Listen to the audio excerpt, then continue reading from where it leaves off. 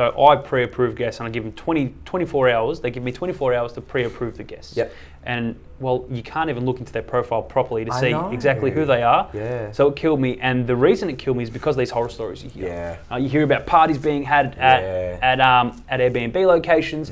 And then the host is just sort of left sitting there holding their hands going, well, now I've got a destroyed property because someone decided to rent out my property and have a party. Yeah. Have you had many things happen? Yeah, we've had not anything like really significant, but we have had about 2 horror stories. So the first one was probably, I think it was our 3rd guests, and there were 4 young girl backpackers from Sweden, right? Yeah. And I think at that time, as you said, the discount was applying, like 20% discount for your first stars, right? So they were getting the property at like $80, and between 4 of them, it's $20 each. It's cheaper than going to a hostel. That's too cheap, right? You know what I mean? So.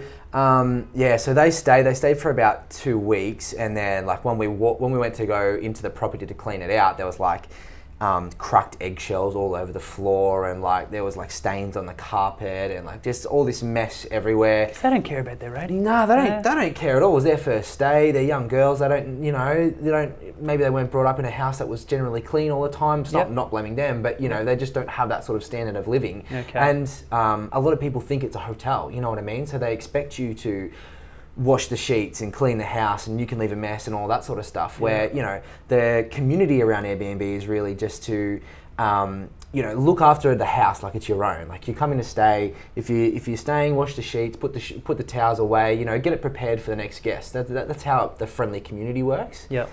And the other second horror story that I have had was having someone local stay in our property. So we had a I think he was like 25 or 26 or something like that. He said he was from Perth and he was from Melbourne originally, and his family still lived in Melbourne. He's like, I'm coming down for my sister's 19th birthday. We want to stay close to the family because it's all going to be, nice and friendly and whatever. Looked, profile picture looked all right, and I was like, okay, whatever. And we actually had a bit of a gap, so I was like, I have to book it in because otherwise I'm going to miss out on my occupancy rate, right?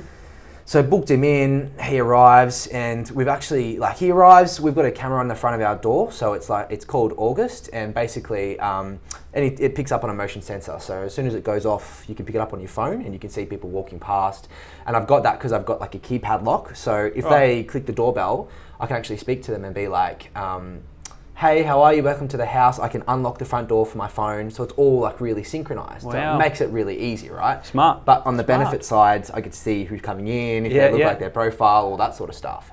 So all good at the start. Like, there wasn't, it was just 2 of them arriving. They came and stayed at the property. Anyway, about 3 hours later, like their dad started rocking up, their cousins started rocking up. This bloody notification thing was going off like 10 times. Like, people coming in. And then there was like 6 people at the property, 10 people at the property. I'm like, okay, it's family, but why can't you go to the family's house? Why do you have to come to the Airbnb? Like, it's because I'm so protective, you know. Course.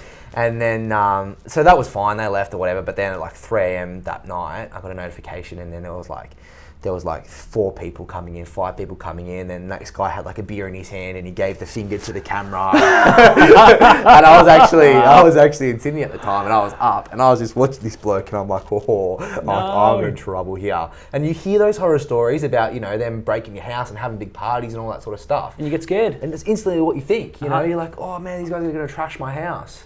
So they left it a little bit messy, wasn't too bad, but